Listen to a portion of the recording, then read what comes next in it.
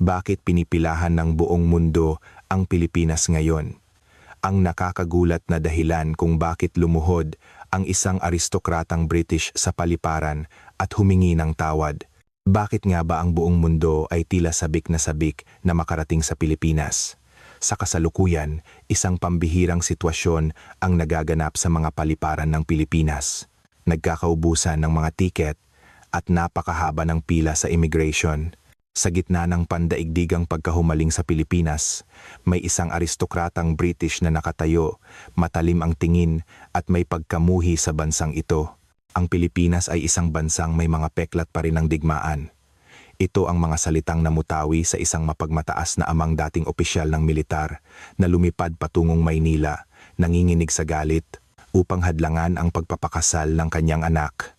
Ngunit lingid sa kanyang kaalaman, sa sandaling tumapak siya sa lupain ng Pilipinas, ang kanyang matitigas na paniniwala ay unti-unting guguho, at ang isang liham na natagpuan niya sa lumang baol sa kanilang atik ay magiging tulay na mag-uugnay sa kanyang tadhana at sa Pilipinas kahit pa 70 taon na ang lumipas.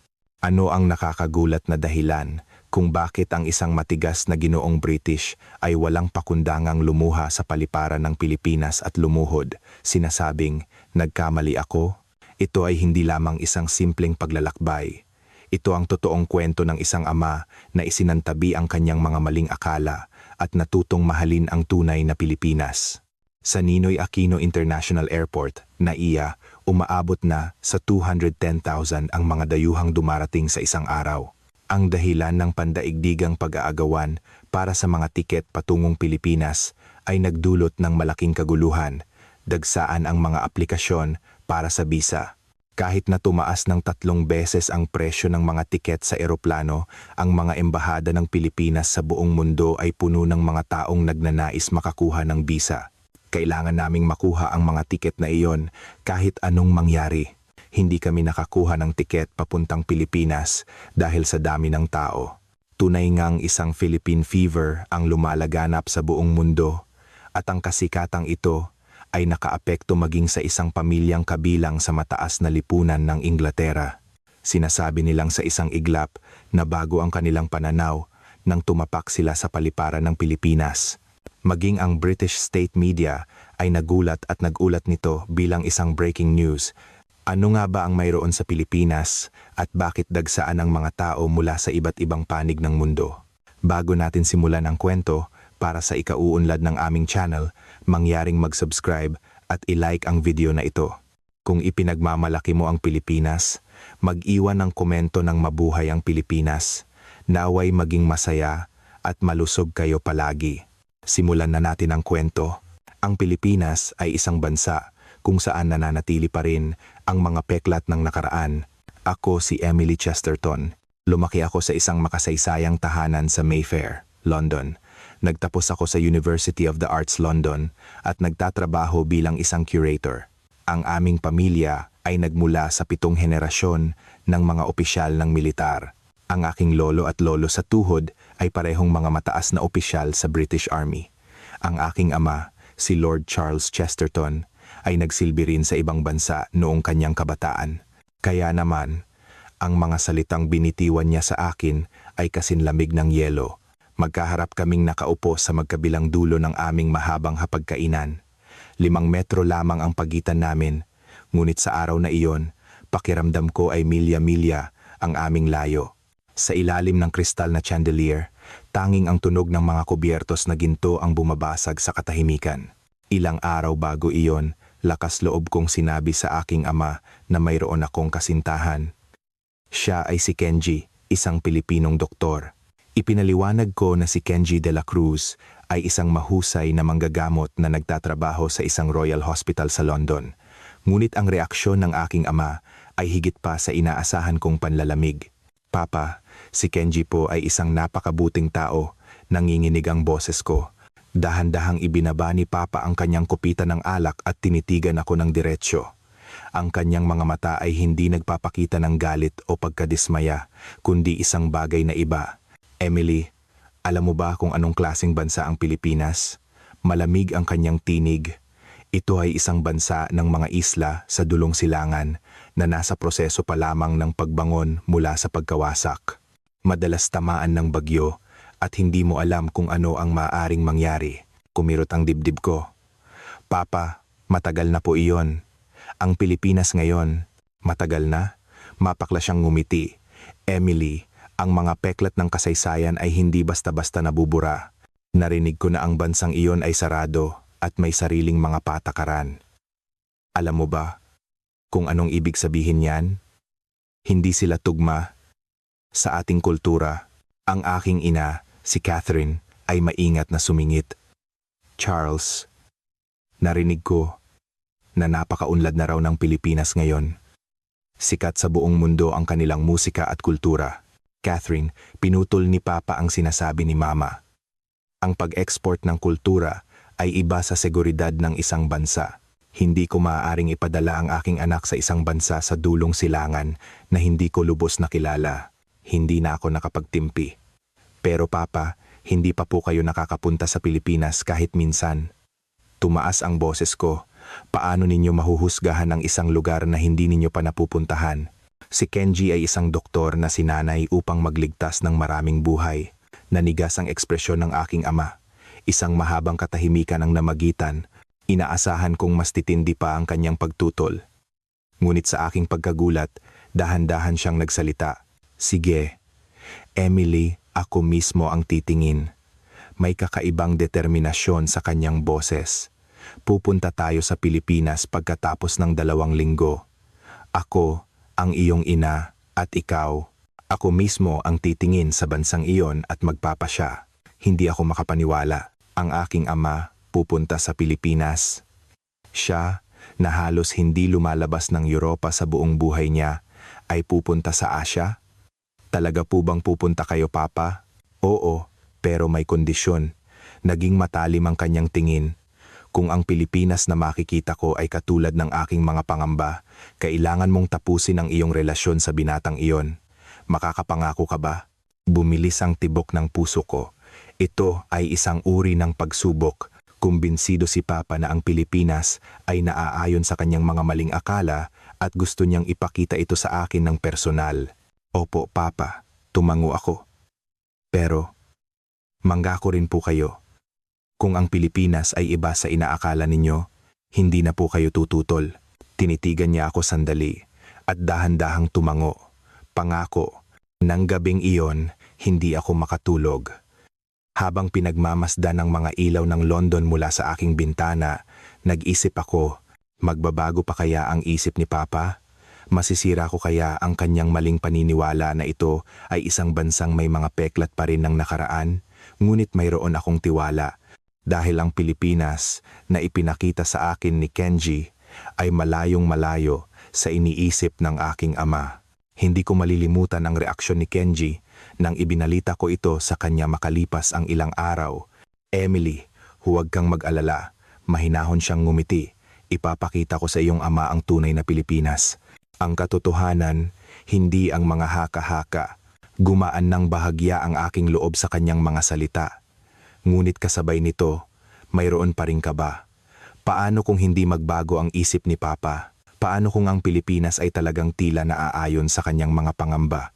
Kailangan ko bang isuko si Kenji? Mabilis na lumipas ang 2 linggo. Dumating ang araw ng aming pag-alis. Sa loob ng sasakyan patungong Heathrow Airport, nanatiling tahimik si Papa.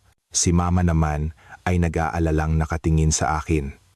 Habang nakatingin sa labas ng bintana, naisip ko, ang paglalakbay na ito ang magbabago sa lahat sa aking buhay. Ngunit, nang gabi bago kami umalis, may nasaksihan akong isang kakaibang pangyayari, mga 2:00 ng madaling araw. Nauhaw ako at bumaba sa unang palapag para uminom ng tubig nang mapansin kong bukas ang ilaw sa silid-aklatan ni Papa. Karaniwang natutulog si Papa ng 10:00 ng gabi. Kakaiba na nasa silid-aklatan siya sa ganitong oras. Dahan-dahan akong lumapit sa pinto. Bahagya itong nakaawang at mula sa siwang, nakita ko si Papa.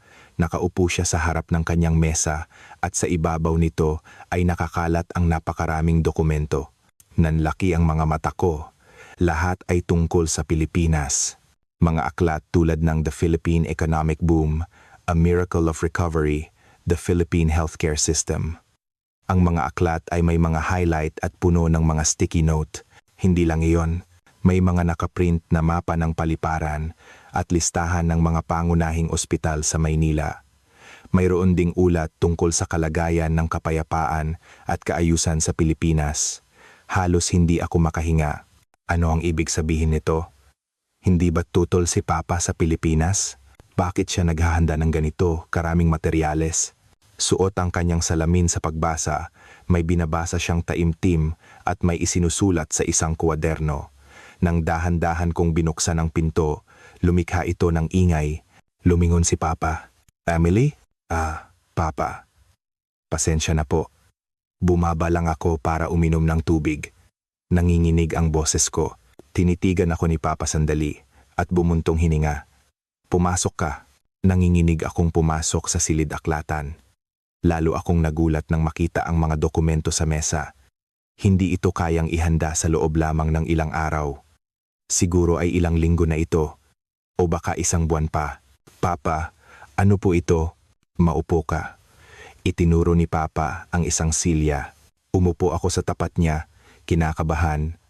Pagkatapos ng mahabang katahimikan, nagsalita si Papa habang nakatingin sa mga dokumento. "Emily, ang totoo."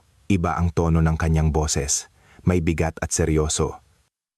"Isang buwan bago mo pa makilala si Dr. De La Cruz, nagsimula na akong magsaliksik tungkol sa Pilipinas." Kumabog ang puso ko. Ano po ang ibig ninyong sabihin? Nagkataong inaayos ko ang mga gamit ng lolo mo sa tuhod nang makita ko ang isang lumang sulat. Kinuha ni Papa ang isang sobre mula sa drawer. May selyo ito mula sa dekada 55. Ang lolo mo sa tuhod ay nadestino sa Pilipinas pagkatapos ng digmaan. Siya ay isang military doctor sa medical unit ng British Commonwealth Occupation Force. Alam ko ang katotohanan ito, ngunit hindi ito kailanman direktang binanggit sa akin ni Papa. Isang taon siyang nagsilbi sa Maynila. At naputol ang boses ni Papa. Namatay siya roon dahil sa sakit. Kinuha ni Papa ang isang sulat. Ang papel ay naninilaw na at sulat kamay ang mga salita. Ito ang huling sulat na isinulat niya 3 araw bago siya pumanaw. Sinimulang basahin ni Papa ang sulat. "Mahal kong pamilya, marami na namang pasyente ang ginamot ko sa field hospital ngayong araw. Ang mga tao sa dukhang bansang ito na naging abo ay nakakagulat na matatag. Kapag nakikita ko ang pag-asa sa kanilang mga mata sa gitna ng mga guho, nakukumbinsi ako, ang bansang ito ay tiyak na babangon muli. Dalangin kong dumating ang araw na manumbalik ang kapayapaan at kasaganaan sa lupaing ito." Napaiyak ako, hindi ko akalain na iyon pala ang iniisip ng lolo ko sa tuhod habang nasa Pilipinas. Nang marinig kong nakikipag-date ka sa isang Pilipinong doktor, una kong naramdaman ang pagtutol, sabi ni Papa matapos ibaba ang sulat. Ngunit nang gabing iyon, hindi ako makatulog. Kaya binuksan ko ang baul ng mga gamit niya at nakita ko ang liham na ito. Naglabas pa si Papa ng iba pang mga sulat. Mahigit sa 12 ng mga ito. Habang binabasa ko ang mga sulat, napagtanto ko na wala akong alam tungkol sa bansang pinaglingkuran at pinagbuwisan ng buhay ng aking lolo. Kung ano na ang nangyari rito, may komplikadong emosyon sa mga mata ni Papa, kaya nagsimula akong magsaliksik. Ang pag-unlad ng ekonomiya ng Pilipinas, ang sistema ng kalusugan, ang kaligtasan ng lipunan, ang pag-unlad ng kultura. Habang lalo akong nagsasaliksik, lalo akong namamangha, itinuro ni Papa ang mga dokumento sa mesa. Isang bansang bumangon mula sa abo upang maging isa sa mga nangungunang tiger cub economies sa Asia. Ang kanilang teknolohiya sa medisina ay kabilang sa mga pinakamahuhusay sa rehiyon. Kung ganoon po, bakit kayo tumutol? Tanong ko. Nagatubili sandali si Papa at pagkatapos ay tinitigan ako ng seryoso. "Emily, gusto kong subukin ang iyong desisyon." "Po? Kung pipiliin mo pa rin si Dr. De La Cruz kahit na tumutol ako, iyon ang patunay na tunay ang nararamdaman mo." Lumambot ang boses ni Papa. "At gusto ko ring makita ang Pilipinas ng personal. Gusto kong kumpirmahin kung ang bansang pinaniwalaan ng aking lolo ay tunay ngang bumangon tulad ng isinulat niya sa kanyang mga liham. Nawalan ako ng imik. Mula pa pala sa simula, plano na ni Papa na bumisita sa Pilipinas. Nagpanggap lang siyang tumututol habang inihahanda ang lahat. Pero bakit po naging napakalamig ninyo sa akin? Patawarin mo ako, Emily. Hinawakan ni Papa ang aking kamay. Ngunit naisip ko na ito ang pinakamahusay na paraan. Kung tunay mong mahal ang binatang iyon, dapat mong malampasan ang pagtutol ng iyong ama. Pinigilan ko ang aking mga luha. Mas malalim pa pala ang iniisip ni Papa kaysa sa inaakala ko. Bukas, kapag nandoon na tayo, magiging patas ako sa aking paghuhusga, sabi ni Papa. Kung hindi na sayang ang mga pinaniniwalaan ng aking lolo. Kung ang bansang iyon ay tunay na mapayapa at maunlad. At kung si Dr. Kenji de la Cruz ay tunay na karapat-dapat para sa iyo, titingnan ko gamit ang sarili kong mga mata. Nang gabing iyon, lumabas ako ng silid-aklatan at bumalik sa aking kwarto, ngunit hindi ako makatulog. Ngayong alam ko na ang tunay na saloobin ni Papa, lalo akong kinabahan. Marami na siyang alam tungkol sa Pilipinas at tila mayroon na siyang positibong pananaw. Ngunit kasabay nito, gusto niyang kumpirmahin ang lahat ng personal. Matutugunan kaya ng Pilipinas ang mga inaasahan ni Papa? Kinabukasan, nagtungo kami sa Heathrow Airport.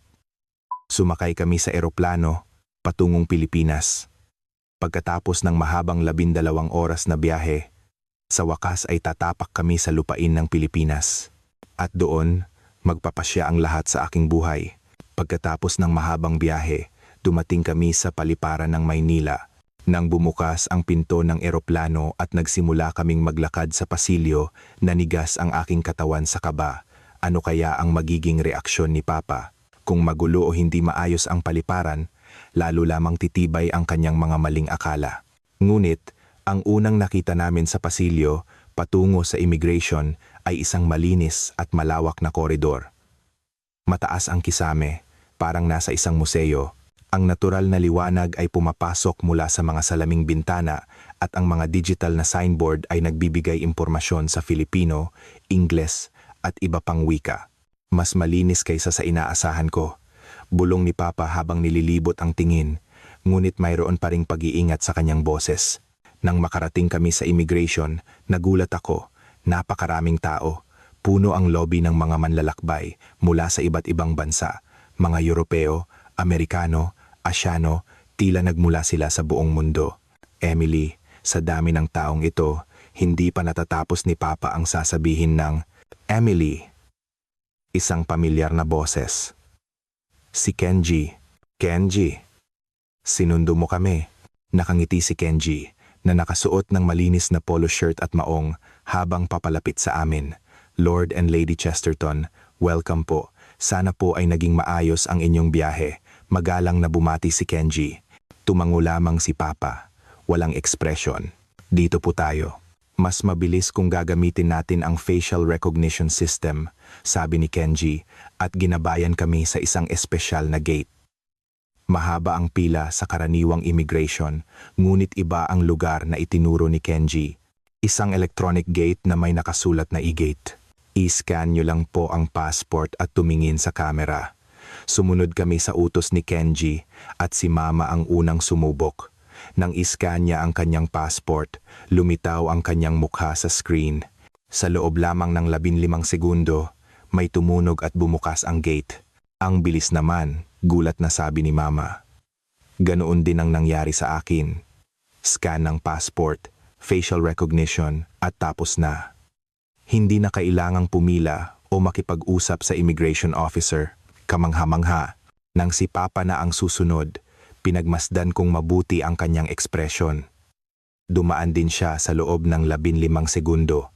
Efficient, I must say, bulong ni Papa. At sa pagkakataong ito, may bahid na ng paghanga sa kanyang boses.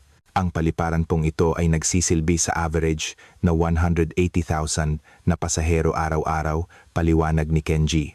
Kamakailan, dahil sa pagdami ng mga dayuhang bumibisita sa Pilipinas, umaabot na po ito sa 210,000. Pero dahil sa makabagong sistema, nabawasan ng malaki ang oras ng paghihintay. 210,000? Nagulat si Papa. Kahit sa Heathrow, mahirap i-manage ang ganyang karaming tao. Opo, ang mga paliparan po sa Pilipinas ay kinikilala bilang isa sa mga pinakamahusay sa mundo, sagot ni Kenji. Hindi kumibo si Papa.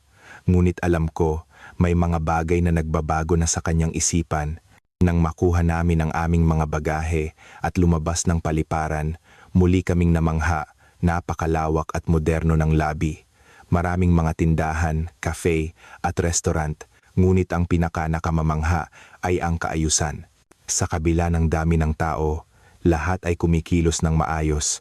Walang sumisigaw, walang naniningit sa pila.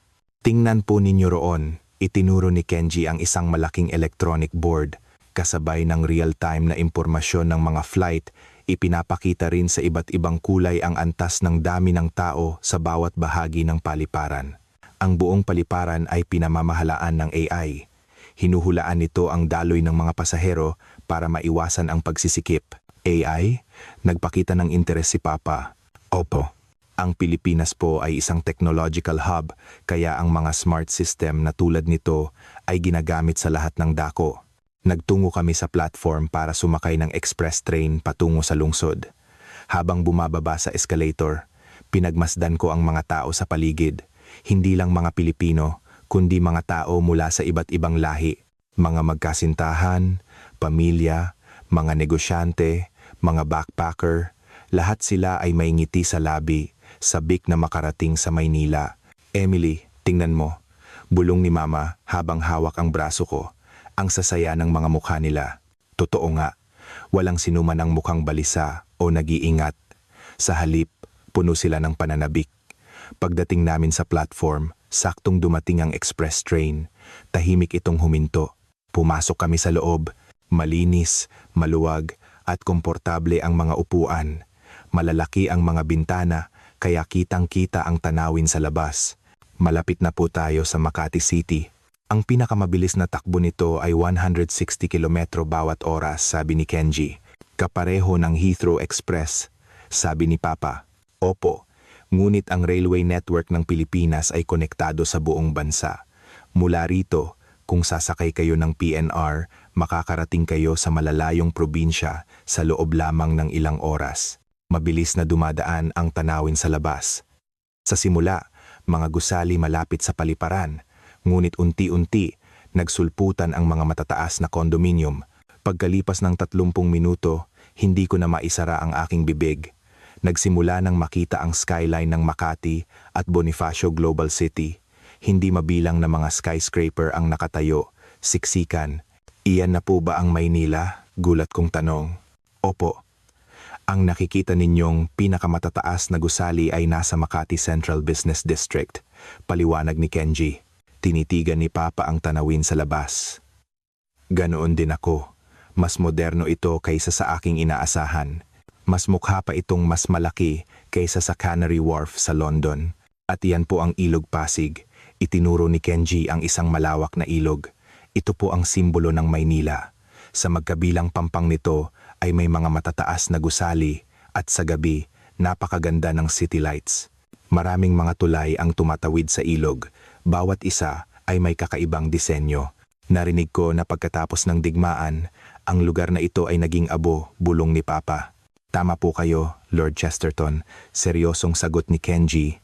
70 taon na ang nakalilipas. Ang lugar na ito ay isang guho. Ngunit ngayon, ito ay isang lugar na dinarayo ng mga turista mula sa buong mundo. Hindi na muling nagsalita si Papa. Ngunit sa kanyang katahimikan, ramdam ko ang dami ng kanyang iniisip. Nang dumating ang tren sa istasyon, lahat kami ay unti-unti nang nagbabago. Ang aming unang impresyon, simula pa lang sa paliparan, ay higit pa sa aming inaasahan. Ang aming akala na ito ay magulo at hindi maayos ay ganap na mali. Sa halip, ito ay episyente, malinis at sistematiko. Tara na po sa hotel. Bukas, sisimulan na natin ang paglilibot sa Pilipinas, sabi ni Kenji. Habang nasa taxi kami papunta sa hotel, hindi ko maalis ang tingin ko sa labas. Buhay na buhay ang lungsod. Ang mga tao ay abala. Ang mga tindahan ay may makukulay na karatula, mga neon sign. digital ads, modernong mga gusali. Ito ba talaga ang lugar na dating tumpok ng mga guho? Nang makarating kami sa hotel, nag-ayos ng gamit at pagkatapos maghapunan, nakita ko si Papa na nakatayo sa tabi ng bintana ng kanyang silid, pinagmamasdan ang mga ilaw ng gabi sa Maynila. Dahan-dahan akong lumapit sa kanya. Papa, kamusta po? Pagkatapos ng ilang sandaling katahimikan, nagsalita siya. Emily, malayo ito sa aking inaasahan. Di ba po? Ngunit, lumingon siya sa akin. Unang araw pa lang, hindi natin maaaring husgahan ang lahat batay lamang sa panlabas na anyo. Tumango ako, tama si Papa, simula pa lang ito. Ngunit sigurado ako, ang Pilipinas na makikita namin simula bukas ay unti-unting magpapalambot sa puso ng aking ama. Nang gabing iyon, nakahiga ako sa kama, nakatingin sa kisame. Naging matagumpay ang unang araw. Naramdaman kong unti-unting nawawala ang pag-iingat sa mukha ni Papa. Kinabukasan, sinundo kami ni Kenji sa hotel. Ang aming schedule para sa araw na iyon ay isang tour sa Maynila. Punta muna po tayo sa isang rooftop deck sa Makati. Mula roon, matatanaw natin ang buong Metro Manila. Dinala kami ni Kenji sa isang skyscraper. Mula sa ibaba, namangha ako sa laki nito. Tila inaabot nito ang kalangitan. Sumakay kami sa isang high-speed elevator. Halos mabasag ang eardrums ko sa bilis. Sa isang iglap, nasa viewing deck na kami. Pagpasok namin doon, lahat kami ay natigilan. Isang 360-degree na tanawin ng Maynila ang bumungad sa amin. Ang mga ilog ay tumatawid sa lungsod at sa paligid nito, isang walang katapusang dagat ng mga gusali. Sa malayo, may mga bundok at mas marami pang mga skyscraper. Ang Pilipinas po ay isang kakaibang bansa kung saan nagkakatugma ang kalikasan at ang isang dambuhalang lungsod, sabi ni Kenji. Matagal na tinitigan ni Papa ang tanawin. Hindi ka panipaniwala na nakabangon sila ng ganito. May bahid ng emosyon sa kanyang boses. Opo, tinatawag po ito ng mga Pilipino na isang himala ng pagbangon mula sa abo. Naging ganito na po ito ngayon. Umalis kami sa viewing deck at nagtungo sa aming susunod na destinasyon, Intramuros. Iminungkahi ni Kenji na ipakita sa amin ang pagsasama ng tradisyon at modernidad. Pagdating sa Intramuros, biglang nag-iba ang kapaligiran. Sa gitna ng mga matataas at modernong gusali, ay nakatayo ang 100 taong simbahan at mga lumang kalsada. Ito po ang San Agustin Church, isa sa mga pinakamatandang simbahan sa Pilipinas. Habang naglalakad kami, namangha ako kung paano napanatiling buo ang ganito katandang istruktura. Sa paligid, marami kaming nakitang mga taong nakasuot ng barong Tagalog at Filipiniana. Sikat po ang pagrenta ng mga kasuotang ito, natatawang sabi ni Kenji. Pati mga dayuhan ay gustong-gusto itong isuot habang namamasyal. Totoo nga, may mga taga-kanluran na masayang nagpapakuha ng litrato habang suot ang mga tradisyonal na kasuotan. Talagang pinapahalagahan nila ang kanilang tradisyon, sabi ni Papa. Opo. Napakahalaga po sa mga Pilipino ang kasaysayan at tradisyon. Ngunit kasabay nito, nakatuon din kami sa hinaharap. Iyan po ang isang katangian ng Pilipinas. Nang oras na ng tanghalian, dinala kami sa isang kalapit na Filipino restaurant. Kumain kami ng isang degustation menu at tunay na napakaganda ng pagkakayos ng bawat putahe. Pagkain ba ito? Para itong isang obra maestra, gulat na tanong ni Mama. Opo. Sinasabi po na ang pagkain sa Pilipinas ay kinakain din gamit ang mga mata. Pinapahalagahan po namin ang paggamit ng mga sariwang sangkap ng bawat panahon. Habang kumakain, patuloy na nagkwento si Kenji tungkol sa kultura ng pagkain, pamilya at edukasyon sa Pilipinas. Tahimik na nakikinig si Papa, ngunit paminsan-minsan ay nagtatanong. Narinig ko na mahigpit daw ang mga patakaran sa inyo. Kumusta ang lipunan? Opo, mahinahong sagot ni Kenji. Sumusunod po kami sa mga patakaran, ngunit ito ay nagmumula sa paggalang sa kapwa. Ang kaligtasan at kalinisan ng aming mga lansangan ay bunga ng pagrespeto sa isa't isa. Tumango si Papa, bilang isang taong galing sa pamilya ng militar, tila naiintindihan niya ang ibig sabihin nito. Pagkatapos kumain, nagtungo kami sa Bonifacio Global City, BGC. Nakita namin ang mga nagtataasang gusali at naramdaman ang makabagong teknolohiya. Sa gabi, dinala kami ni Kenji sa poblasyon, Makati. Gusto ko pong ipakita sa inyo ang kultura ng mga kabataang Pilipino. Ibang mundo ang poblasyon. Puno ng mga kabataan ang lugar at malakas ang tugtugan. May isang malaking 3D na billboard ng isang pusa na tila lumalabas sa gusali. Lahat ba ito ay malayang na ipapahayag? Gulat na tanong ni Papa. Opo. Ang Pilipinas po ay isang lugar kung saan umuusbong ang iba't ibang kultura. Mula sa musika, sining, hanggang sa pagkain, lahat ay nagmumula sa malayang pagkamalikhain na ito. Lumipas ang oras at alas 11 na ng gabi. Sa London, sarado na ang karamihan sa mga tindahan, ngunit iba sa Maynila. Maliwanag pa rin ang mga kalsada at buhay na buhay. Mga cafe, convenience store, restaurant lahat bukas. At ang ikinagulat namin ay ang mga kababaihan na malayang naglalakad mag-isa. Sa ganitong oras, isang babae, mag-isa. Nag-aalalang sabi ni Mama, ang Pilipinas po ay isa sa mga bansang may pinakamababang crime rate sa mga mauunlad na bansa, buong tiwalang sabi ni Kenji. Lalo na po ang mga malalaking krimen. Ligtas po para sa isang babae na maglakad mag-isa kahit hating gabi. Nang marinig iyon, bahagyang nagbago ang ekspresyon ni Papa. Sa taxi pabalik sa hotel, tahimik siyang nakatingin sa labas. Kahit hating gabi na, hindi pa rin natutulog ang Maynila. Ang enerhiya ng lungsod na ito ay kamangha-mangha, bulong ni Papa. Mas buhay pa kaysa sa London. Naramdaman ko ang pag-asa sa mga salitang iyon. Ikatlong araw. Isang espesyal na araw, bibisitahin namin ang pamilya ni Kenji. Ang kanilang tahanan ay isang modernong kondominium. Pagdating namin sa pinto, nagulat ako. Bumukas ito gamit ang facial recognition. Smart home system po, paliwanag ni Kenji. Pagpasok namin, bumati ang isang AI speaker. Welcome home. Automatikong bumukas ang mga ilaw at na-adjust ang temperatura. Lahat po ay kontrolado ng boses. Paliwanag ng ama ni Kenji. Sa hapagkainan, nakahain ang masasarap na lutong bahay na pagkain. Lechon, kare-kare, sinigang, at iba't ibang ulam. Lahat po ba ito ay kayo ang nagluto? Gulat na tanong ni Mama. Ito po ang pusong mapagpatuloy ng mga Pilipino, sagot ng ina ni Kenji. Nagsimula na kaming kumain.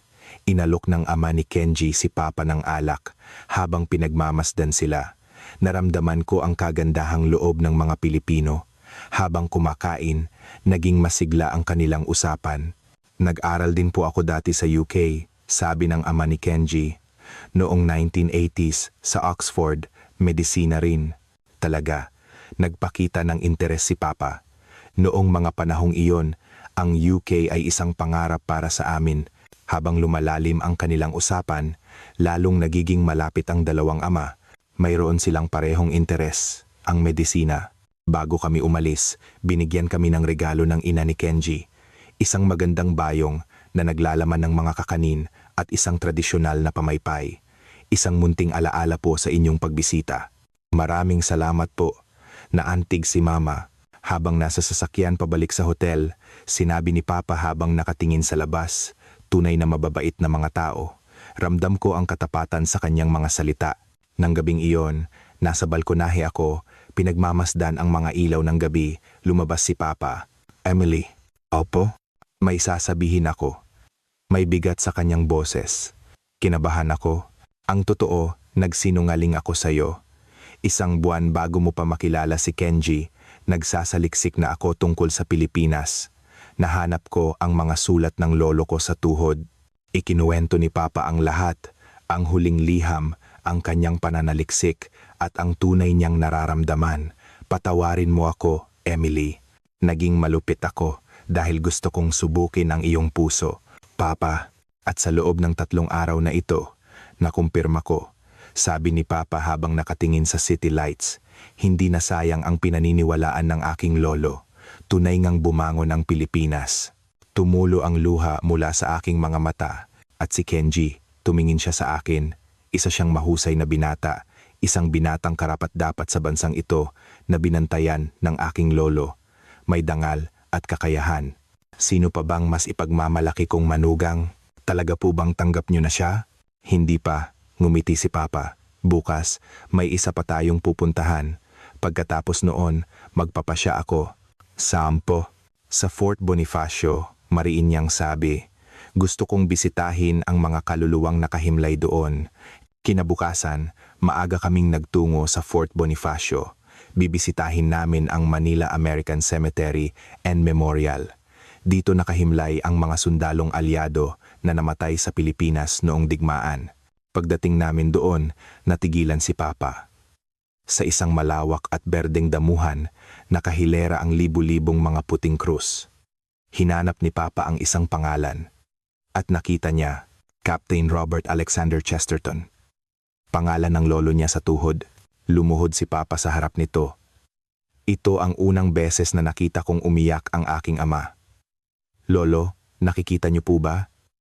Nanginginig ang kanyang boses kung ano na ang nangyari sa bansang pinaniwalaan ninyong babangon. Noon, isang matandang lalaki ang lumapit sa amin. Kayo po ba ang mga kaanak ni Captain Chesterton? Isang Pilipinong matanda na nagsasalita ng Ingles. Opo, kami nga. Ako po ang tagapangasiwa ng sementeryong ito, yumuko ang matanda. Narinig ko po ang mga kwento tungkol sa mga serbisyong medikal na ibinigay ng kapitan dito noon. May pasasalamat sa boses ng matanda. 70 taon na po ang lumipas, ngunit hindi po namin kayo nakakalimutan. Muling tumulo ang luha mula sa mga mata ni Papa. Maraming salamat po. Hindi ko akalain na naaalala pa pala siya. Kami po ang dapat magpasalamat. Ang aking ama ay isa sa mga ginamot ng kapitan noon. Nagulat si Kenji. Ang doktor po bang iyon? Oo. Hanggang sa huling hininga ng aking ama, lagi niyang sinasabi, isang doktor na British ang nagligtas sa akin. Sa sandaling iyon, nagkatinginan si Papa at ang matanda. Isang pag-unawa na hindi na kailangan ng salita. Ang nakaraan, 70 taon na ang nakalipas. Isang koneksyon na nabuo. At ngayon, muling nagdugtong. Lord Chesterton, maingat na sabi ni Kenji. Narinig ko rin po sa aking lolo na isang doktor na British ang nagligtas sa kanya noon. Lumingon si Papa kay Kenji. Totoo ba? Opo. Habang buhay po niyang itinuring na utang na loob iyon. Hindi na makapagsalita si Papa. Yumuko na lamang siya at hinayaang tumulo ang kanyang mga luha. Nanatili kami roon sandali. Umiihip ang hangin at gumagalaw ang mga puno. Nagtanghalian kami sa isang tahimik na restaurant. Habang kumakain, nagsalita si Papa. Ang kwento ng lolo mo, Kenji. Opo. Kung gayon, tinitigan ni Papa si Kenji ng diretsyo. 70 taon na pala tayong magkakaugnay. Seryosong sumagot si Kenji. Opo, maaaring ang lolo niyo po ang nagligtas sa lolo ko. Nag-isip sandali si Papa at dahan-dahang nagsalita. Kenji, ipinagkakatiwala ko sa iyo ang aking anak. Halos tumigil ang pagtibok ng puso ko. Bilang isang doktor, alam mo ang halaga ng buhay. Lumambot ang boses ni Papa at higit sa lahat, ikaw ay isang binata mula sa bansang ito kung saan inilagak ng aking lolo ang kanyang pag-asa. Wala na akong mahihiling pang mas maipagmamalaking manugang. Tumayo si Kenji at yumuko ng malalim. Lord Chesterton, pangako po, aalagaan ko si Emily habang buhay. Hindi ko na mapigilan ang aking mga luha. Sa sasakyan pabalik ng Maynila, sinabi ni Papa, Emily, lubos akong nagkamali. Ang Pilipinas ay hindi isang mapanganib na bansa o isang bansang nakatali sa nakaraan. Sa halip, ito ay isang bansa ng hinaharap na dapat tularan ng mundo. Hinawakan niya ang aking kamay. At higit sa lahat, ito ay isang bansang hindi marunong makalimot sa utang na loob. Ikinararangal kong ikakasal ka sa isang binata mula sa bansang ito. Ang gabi pagkatapos naming bumalik mula sa sementeryo, ang aming huling gabi sa Pilipinas. Kinabukasan, babalik na kami sa London, ngunit bago iyon, sinabi ni Kenji na may inihanda siyang espesyal na plano. May espesyal po akong lugar na ipapakita sa inyo ngayong gabi. Alas 7 ng gabi, dumating kami sa isang pier sa Manila Bay. Isang cruise? Opo, ito po ang pinakamagandang paraan para makita ang mga ilaw ng gabi sa Maynila. Nagsimulang umandar ang barko. Dahan-dahan itong dumulas sa ibabaw ng tubig. Napakaganda ng Maynila sa takip silim. Kumikinang ang mga tulay at nakikita ang mga ilaw ng mga gusali sa Makati at BGC. Hindi ka pani-paniwala, sabi ni Papa. Ito ba ang lugar na sinasabing naging abo?